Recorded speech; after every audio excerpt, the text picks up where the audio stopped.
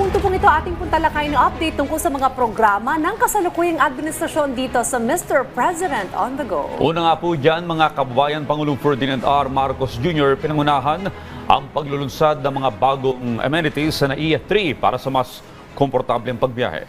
Mas mabilis, mas komportable at mas maayos na biyahe ang mararanasan ng mga pasahero sa NAIA Terminal 3 kasunod ng paglulunsad ni Pangulong Marcos Jr. ng mga bagong pasilidad na naglalayong bawasan ng pila, pabilisin ang proseso at bigyang halaga ang oras at dignidad ng bawat biyahero. Pinangunahan po ng ating Pangulo ang pagbubukas ng mga bagong immigration e-gates, mga food hall na tampok ang lutong Pinoy, dignitaries lounge at medical tourism concierge area bilang bahagi ng patuloy na modernisasyon ng pangunahing paliparan ng bansa.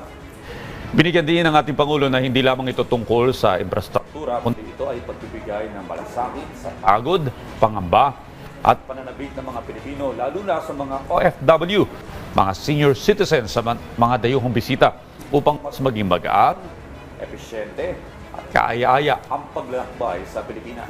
Kabilang rin sa mga naunang improvements sa ating paliparan ay ang pinalakas na airside operations, mas pinagandang mga upuan, cooling systems, mga restrooms, Wi-Fi, restoration ng lumang equipment, enhanced baggage handling at ang introduction ng new mobility options. At mga hakbang-aniyang ito ay nagpapakita ng mga magagandang resulta na sa pagpaputi po ang travel experience.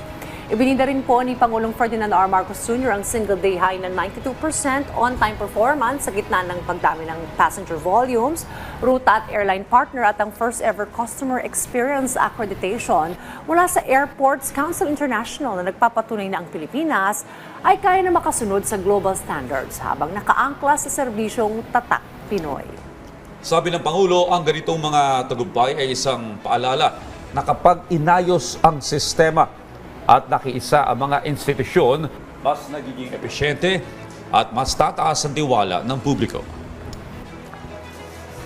At yan po muna ang ating update ngayong umaga. Abangan ang susunod nating tatalakayin patungkol sa mga aktibidad at programa ng kasalukuyang administrasyon dito lamang sa Mr. President on the Go.